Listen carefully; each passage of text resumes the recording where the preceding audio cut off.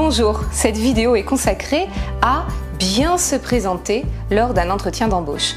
Bien se présenter, c'est essentiel car la première impression que vous allez donner au recruteur conditionne énormément le souvenir qu'il aura de vous à moyen et long terme. Il ne faut donc pas se rater lorsque l'on arrive au moment de l'entretien et puis lorsqu'on va vous poser la question « Parlez-moi de vous », lorsqu'on va vous demander de présenter votre parcours professionnel.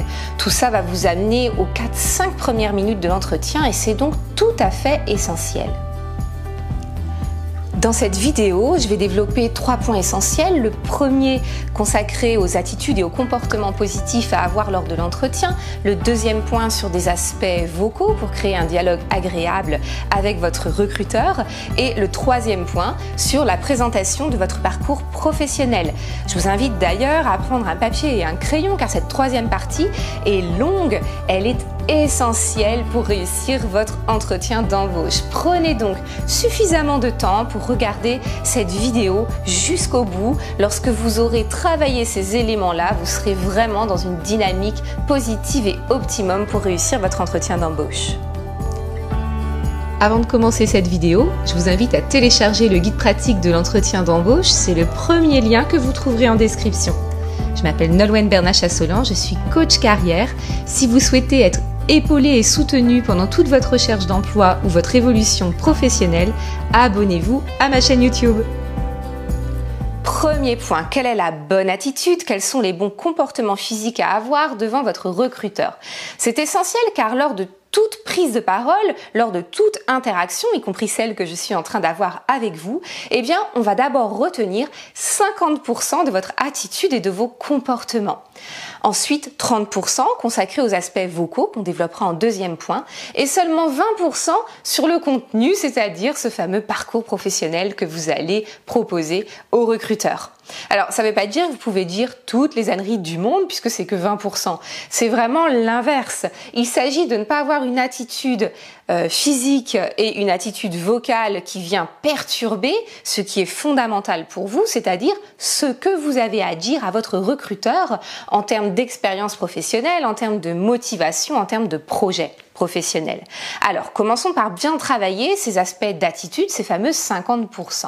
Lors d'un entretien, la bonne attitude, eh bien, c'est de se tenir droit et de poser son regard le plus directement possible vers son recruteur. C'est pas toujours facile car lorsque l'on est stressé, lorsque l'on est mal à l'aise, on a tendance à regarder un peu de côté, un peu en l'air, on évite le contact visuel. Il est crucial pourtant pour créer la relation de confiance, pour donner le sentiment que vous avez envie de rencontrer l'autre. Poser son regard, c'est donc créer ce contact, mais ne pas rester trop longtemps non plus. On considère qu'au bout de 3 secondes, le contact visuel va être considéré comme une attitude un peu agressive, une attitude un peu intrusive. Donc il faut savoir régulièrement poser son regard ailleurs et revenir vers le contact visuel avec le recruteur. C'est sensiblement différent lors d'un entretien visio parce qu'on a tendance à regarder son écran alors que la caméra est située en haut de l'écran et c'est elle qu'il faudrait regarder pour créer le contact visuel avec le recruteur. Alors d'ailleurs, si ça vous intéresse que je fasse une vidéo consacrée spécifiquement aux entretiens visio, eh bien dites-le moi en commentaire, je me ferai moi un plaisir de réaliser cette vidéo pour vous car inévitablement vous serez amené à mener des entretiens en visio. Dans la bonne attitude et les bons comportements, il y a évidemment la gestuelle également. Or, de très nombreux coachés me disent « moi je sais pas quoi faire de mes mains en entretien ». Alors vos mains sont là, il va falloir les utiliser. Les gestes servent à l'oral à ponctuer le discours, à le dynamiser. C'est vraiment l'équivalent de la ponctuation à l'écrit. Il ne s'agit pas de faire des grands gestes qui vont donner une attitude inappropriée pour l'entretien, mais d'avoir des gestes qui vont venir nourrir lorsque vous donnez des premiers points, des deuxièmes points, comme je le fais moi. Pour ne pas avoir une attitude trop perturbée avec des gestes trop importants, surtout si vous êtes expansif, je vous invite à poser vos mains sur la table très régulièrement en posant une main sur l'autre, ça va les empêcher de bouger. C'est ce qu'on va appeler la posture de base. Je vous invite à l'avoir systématiquement lorsque vous êtes en posture d'écoute. Le recruteur vous pose une question, le recruteur vous parle, eh bien, vous posez votre attitude bien droit, le regard vers le recruteur, les mains posées sur la table, vous écoutez calmement. Et puis, lorsque vous prenez la parole, ne vous préoccupez plus de vos mains, elles vont très naturellement servir à dynamiser votre discours. Dernier point, pour avoir une bonne attitude et un comportement adapté en entretien d'embauche, il y a bien entendu les aspects vestimentaires. Je ne vais pas en parler dans cette vidéo puisque j'en ai réalisé une spécifiquement consacrée à comment s'habiller lors d'un entretien d'embauche. Je vous invite à la regarder, ce sera tout à fait instructif pour vous. Deuxième étape pour se présenter de manière optimum lors d'un entretien d'embauche, eh bien, il y a bien poser sa voix. Poser sa voix, c'est faire attention à parler suffisamment lentement pour qu'on puisse vous comprendre. Lorsqu'on est stressé, on a tendance à parler avec un débit en mitraillette en se disant plus vite j'ai terminé, plus vite c'est fini pour moi et puis moins j'aurai ennuyé mon interlocuteur. Le souci c'est qu'en parlant très vite, la personne en face de vous va mal comprendre ce que vous dites, va avoir du mal à retenir les éléments clés. Or vous êtes vraiment là pour qu'on retienne ce que vous avez à dire en face du recruteur. Donc allez suffisamment lentement pour que les personnes puissent avoir le temps d'intégrer ce que vous leur dites. Il y a la vitesse, mais il y a également la modulation dans la voix. La modulation, eh bien, si je commence à vous parler comme ça, il y a de fortes chances que vous décrochiez très rapidement de cette vidéo. Et encore, j'ai un tout petit peu modulé. Moduler, eh bien, c'est donner de la vie à votre discours, c'est rendre ça dynamique et donc capter l'attention de la personne qui est en face de vous. Faites attention donc à avoir un débit suffisamment posé et une vraie modulation qui va rendre votre discours vivant. Dernier aspect vocal, le registre de langage. C'est extrêmement important car lors d'un entretien d'embauche, on est dans une situation relativement formelle. C'est-à-dire que vous n'allez pas utiliser le vocabulaire du dialogue courant, celui du quotidien. Vous allez faire attention à utiliser déjà les termes techniques appropriés par rapport à votre métier, d'avoir des formules de politesse suffisamment élaborées, bref, d'avoir un discours un peu plus soutenu que celui que vous avez habituellement. Ça va rassurer le recruteur qui va comprendre que vous savez vous adapter à différentes situations lors de votre vie professionnelle et puis ça va prouver votre motivation. Vous faites attention à soigner votre manière de parler, d'interagir avec lui ou elle. Dernière étape pour bien se présenter lors d'un entretien d'embauche, qui est l'étape la plus longue, la plus importante, qui est comment présenter son parcours professionnel de manière optimum. Forcément, à un moment donné, et même très rapidement au début de l'entretien, le recruteur va vous demander « Parlez-moi de vous ». Il faut donc avoir préparé ça. Comment bien préparer ce parcours professionnel? Vous allez partir de la fiche de poste. Car dans la fiche de poste, on va vous donner toutes les compétences clés que vous allez devoir exprimer, que vous allez devoir prouver lors de votre parcours professionnel. On va vous donner des éléments d'environnement de travail. Est-ce que vous êtes amené à travailler de manière un peu solitaire, plutôt en autonomie, ou au contraire, est-ce que vous allez devoir vous intégrer au sein d'une équipe? Vous ne présenterez pas votre parcours de la même manière si ce qu'on vous demande, c'est une totale autonomie ou au contraire une vraie capacité à intégrer un groupe.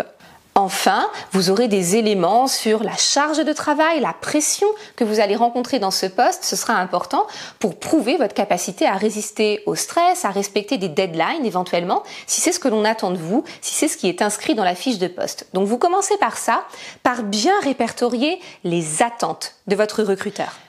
Ensuite, soyez stratégique. Présenter son parcours, c'est pas une épreuve de vérité. On vous demande pas de tout dire, de tout raconter de vous et de votre vie professionnelle. Parfois, il y a eu des méandres, il y a eu des allers-retours. Plus votre carrière est longue et plus il va falloir sélectionner ce que vous allez dire pour être spécifiquement dans le cadre de la fiche de poste pour correspondre à l'attente de votre recruteur. Comment sélectionner? Eh bien, vous allez commencer par tout mettre à plat. Vous allez recenser l'ensemble des expériences que vous avez eues, l'ensemble des postes que vous avez occupés, l'ensemble des compétences que vous avez pu acquérir, que vous avez pu déployer sur chacun de ces différents postes.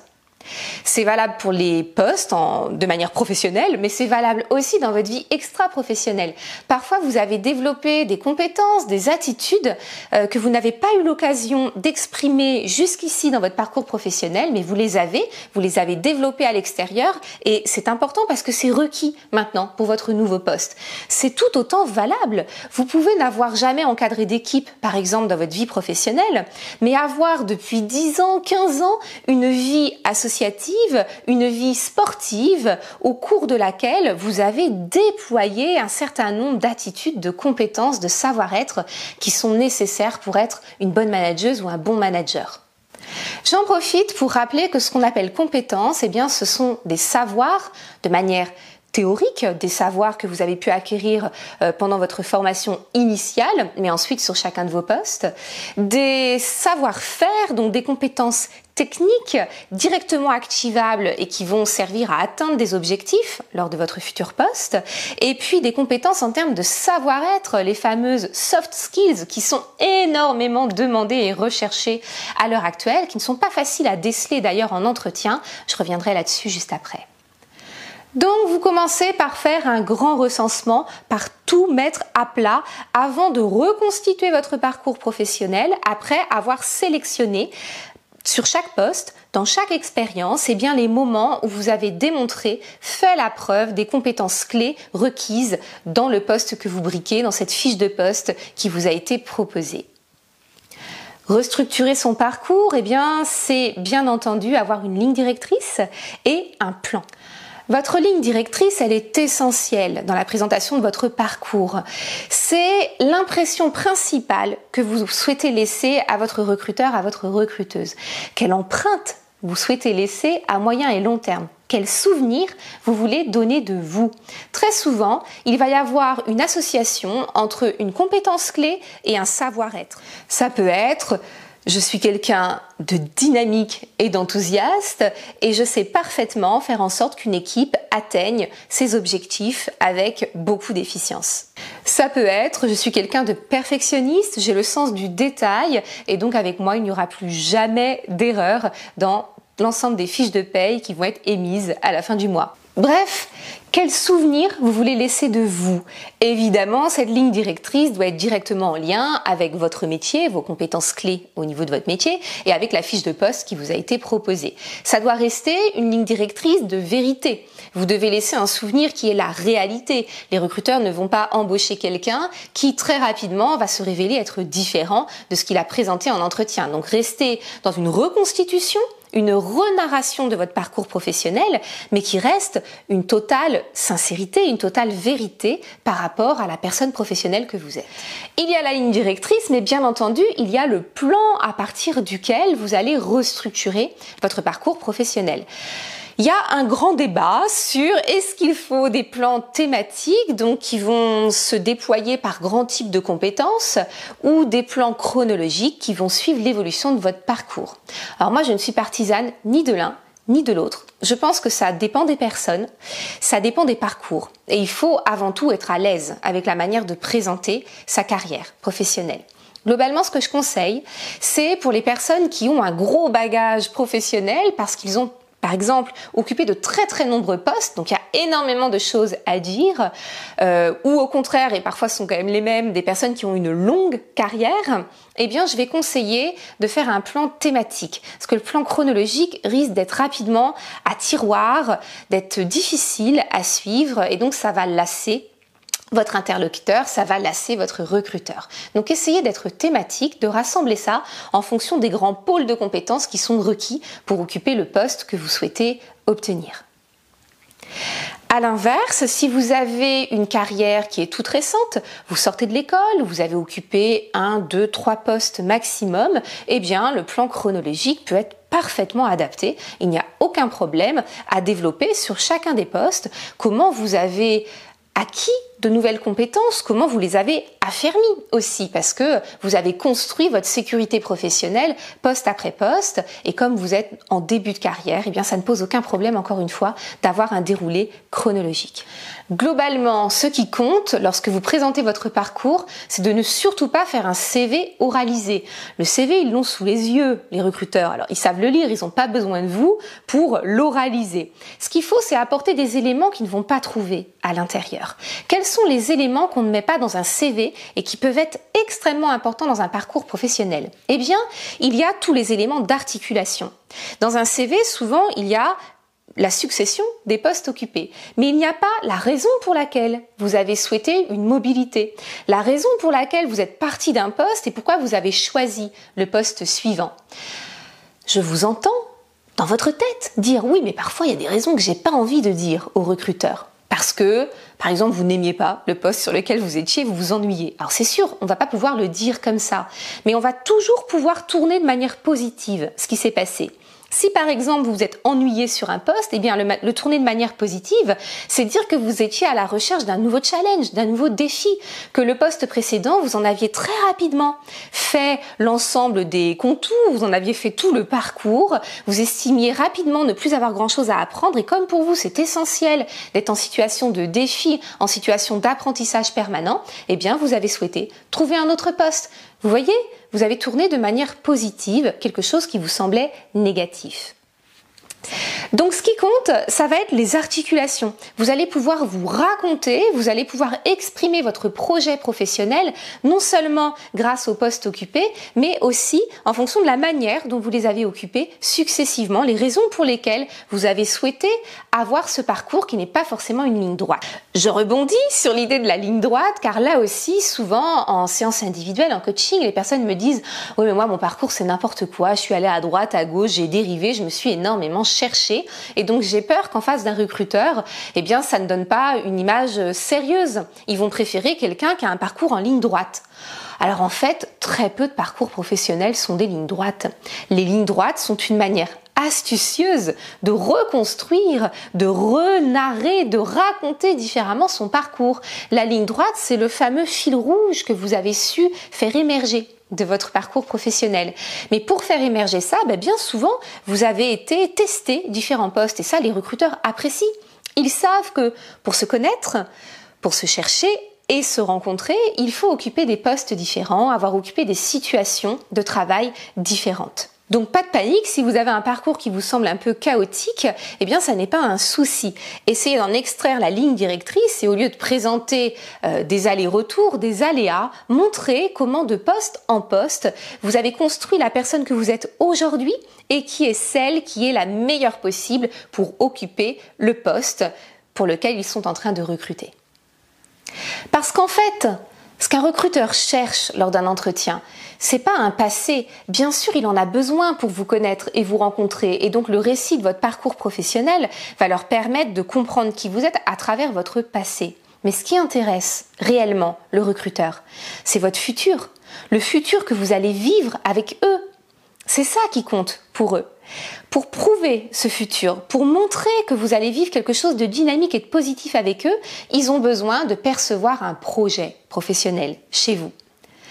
Quel est votre projet à l'heure actuelle? Qu'est-ce qui, dans votre parcours professionnel, vous a permis de comprendre qui vous étiez aujourd'hui, ce que vous souhaitiez et en quoi le poste qu'on vous propose est l'étape essentielle pour entrer dans cette nouvelle étape de votre projet professionnel. C'est ça qui va susciter l'enthousiasme du recruteur. Il va comprendre qu'il y a un match entre la personne que vous êtes aujourd'hui, le poste qu'il propose et qu'il y a un avenir commun ensemble. Bien se présenter, c'est donc essentiel et je vous invite à travailler la présentation de votre parcours professionnel. En termes de durée, je vous invite à vous calibrer sur entre 1 minute 30 et 3 minutes maximum. Pourquoi? Eh bien parce qu'à l'issue de ce temps, vous allez insister sur les aspects de motivation. Pourquoi vous souhaitez vraiment briguer ce poste? Et donc ça va vous mener pratiquement à 5 minutes et c'est largement suffisant pour le recruteur qui a envie de prendre la parole, qui a envie d'entrer dans le dialogue avec vous. Donc entraînez-vous, ça doit être pas moins d'1 minute 30, sinon vous avez dit trop peu de choses et le recruteur aura du mal à trouver des éléments de question pour relancer sur votre parcours. Pas plus de 3 minutes, alors vraiment pas au-delà de 5 minutes parce que le recruteur a vraiment rapidement envie de reprendre la main et puis ça va casser la dynamique de dialogue. Donc donnez les grandes lignes, les grands éléments, suscitez l'intérêt parce que les questions qui vont venir derrière vont être des questions d'approfondissement dans votre parcours et là vous serez en terrain connu. Donc vous allez pouvoir dire des choses bien structurées. S'entraîner, ça veut dire se filmer. Et oui, je sais, c'est difficile. Vous croyez que c'est facile pour moi de me filmer, de faire du montage, de m'entendre, de me voir en permanence? Non, c'est parfois compliqué, c'est dur pour l'ego, mais c'est essentiel pour progresser. Donc faites-le. Tout le monde a maintenant un smartphone. Vous posez votre smartphone, vous vous entraînez, vous déroulez votre parcours professionnel et vous verrez par vous-même, vous comprendrez tout de suite les moments où c'est pertinent, les moments où ça n'est pas intéressant et donc vous allez apprendre et vous allez améliorer votre parcours.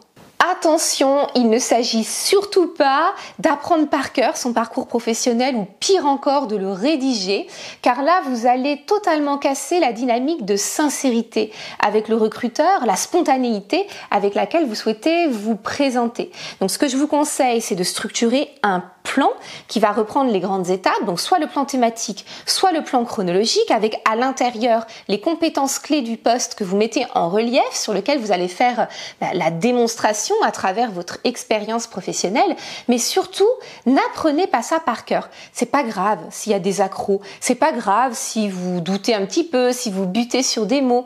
Ça va donner de la spontanéité. Donc entraînez-vous, mais surtout, ne débutez pas par la suite un parcours professionnel appris par cœur.